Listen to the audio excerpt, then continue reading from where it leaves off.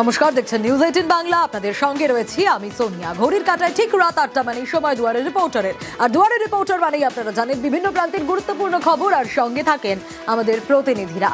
আজ শুরুতেই নজর রাখতে হবে মধ্যপ্রাচ্য যুদ্ধের প্রভাব এলপিজি অটোতেও পড়েছে। হ্যাঁ, বিশ্বের বিভিন্ন ক্ষেত্রে প্রভাব পড়ছে, এলপিজি অটোতেও এর প্রভাব পড়লো। পেট্রোল পাম্পে গ্যাসের আকাল, আর পাম্পে অটোর দীর্ঘ লাইন, লম্বা লাইন। আরো ডিটেল এ বিষয়ে জানাতে পারবে শানিক, রয়েছে আমার সঙ্গে। শানিক, মধ্যপ্রাচ্যে যুদ্ধ আর তার প্রভাব যে বিভিন্ন ক্ষেত্রে পড়ছে তা আমরা দেখতে পাচ্ছি। এলপিজি অটো, পেট্রোল পাম্পের ছবিও আমরা দেখেছি, যেখানে অটোর লম্বা লাইন, দীর্ঘক্ষণ অপেক্ষা করতে হচ্ছে। এতে তো স্বাভাবিকভাবেই বিভিন্ন জায়গায় অটো চালকরা ভোগান্তির মধ্যে।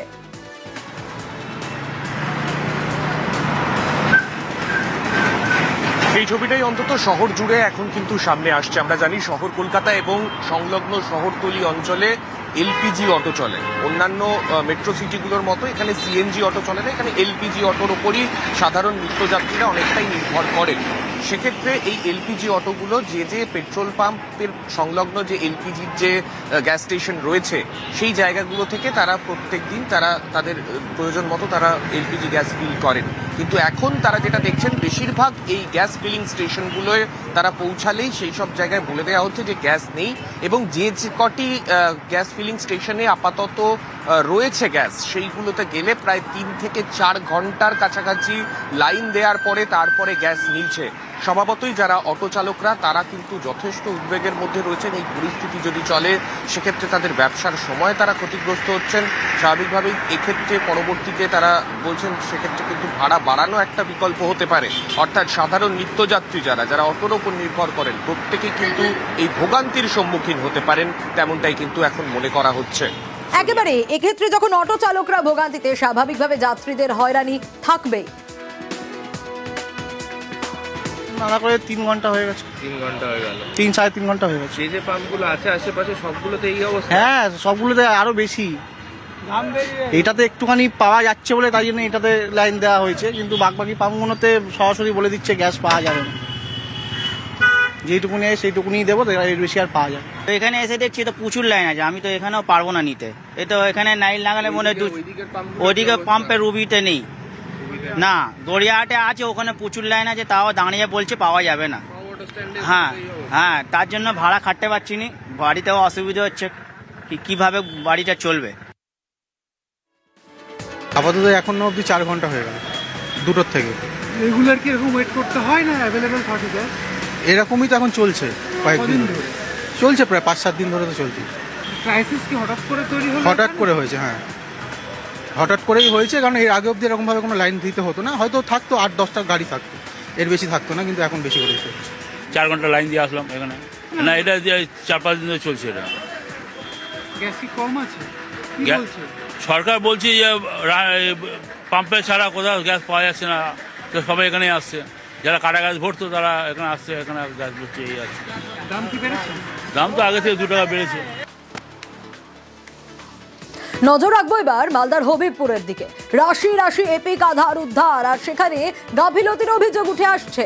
পোস্ট অফিসের কর্মীর গাফিলতির দাবি তদন্তকারীদের। ঠিক কি ঘটেছে একটু জানার চেষ্টা করবো এই বিষয়ে।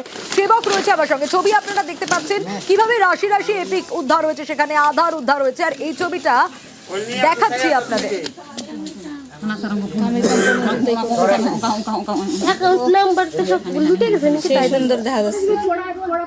গতকাল অস্থায়ী কর্মীর বাড়ির পিছনে রাশি রাশি এপিক আধার উদ্ধার হয়েছিল, কিন্তু কেন এই অভিযোগ উঠে আসছে? সেবক রয়েছে আমার সঙ্গে। সেবক, এই যে এপিক আধার উদ্ধার, এতে গাফিলতির একটা অভিযোগ উঠে আসছে। পোস্ট অফিসের কর্মীর গাফিলতির দাবি করছেন তদন্তকারীরা। কেন, এক্স্যাক্টলি কি হয়েছে?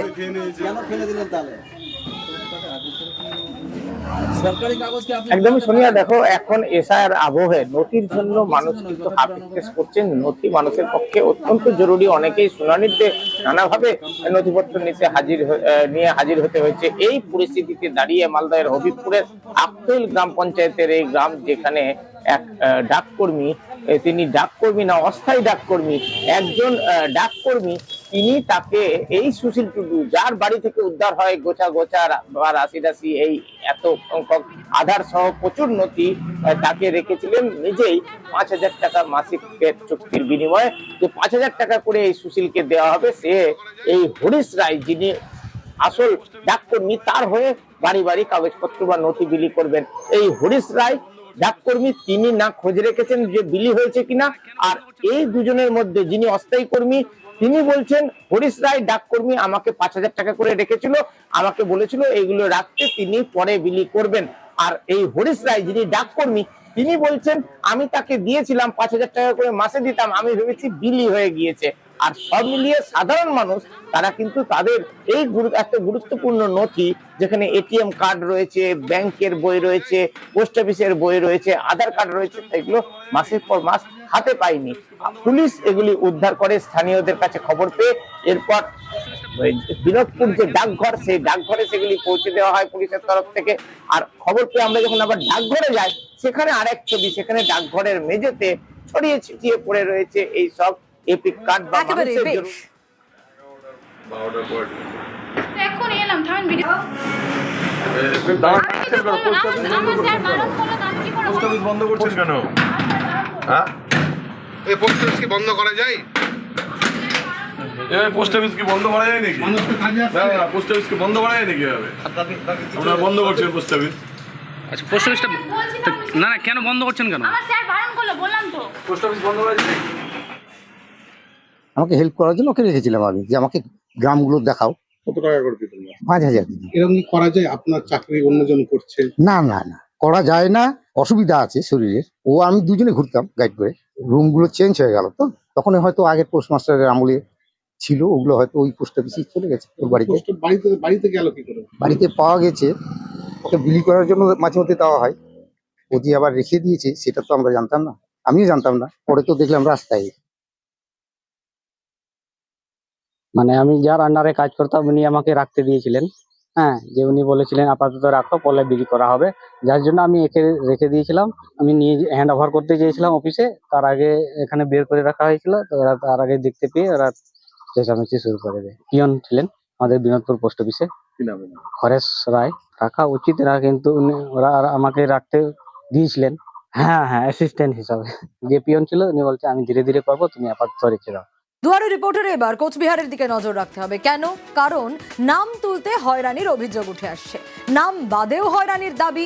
কেউ এসেছেন 50 কিলোমিটার দূর থেকে, তো কেউ এসেছেন 25 কিলোমিটার দূর থেকে। কি ঘটেছে আরো বিস্তারিত জানার চেষ্টা করি। শুভঙ্কর রয়েছে আমার সঙ্গে। শুভঙ্কর, কোচবিহারের জেলা শাসকের দপ্তরের যে ছবিটা আমরা দেখছিলাম, একেবারে উপচে পড়া ভিড়, কি ঘটেছে?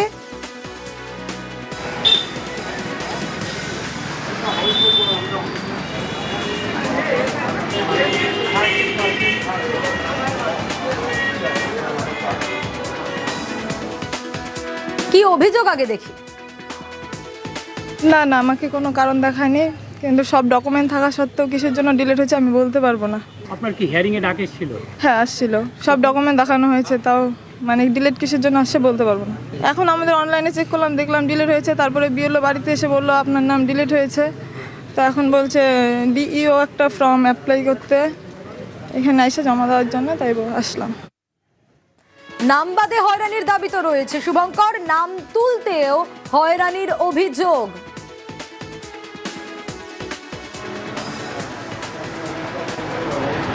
হ্যাঁ দেখো, একেবারেই সোনিয়া তোমাকে জানিয়ে রাখি, কোচবিহার জেলায় প্রায় 8,500 মানুষ রয়েছে যাদের ভোটার রয়েছে, তাদের নাম ডিলিটেড হয়েছে। ফলে এই যে ডিলিটেড ভোটার 8,500, তাদেরকে কিন্তু এই নাম তোলার জন্য কোচবিহার জেলার বিভিন্ন প্রান্ত থেকে কোচবিহারের একমাত্র নাম তোলার কেন্দ্র কোচবিহার জেলা শাসকের দপ্তর, সেখানে হাজির হতে হচ্ছে। সেটা মেকলিগঞ্জ থেকে, ধরো মেকলিগঞ্জের বাংলাদেশ সীমান্ত লাগোয়া থেকে কোচবিহার দূরত্ব 100 কিলোমিটার, কোথাও 70 কিলোমিটার, আবার তুফানগঞ্জের বক্সিরহাট থেকে 80 কিলোমিটার। ফলে সব মিলে কিন্তু এই যে নাম তোলার জন্য কিন্তু এই বাসিন্দাদের প্রতিদিন সকালবেলা হাজির হতে হচ্ছে সেই নথিপত্র জমা দিতে, এবং যে ভিড় দেখা যাচ্ছে জেলা শাসকের দপ্তরে, তাতে কিন্তু বেলা গড়িয়ে যাচ্ছে। একেবারে সময় গড়িয়ে যাচ্ছে, কিন্তু তারপরেও কাজ কতটা হচ্ছে সেটাই প্রশ্ন।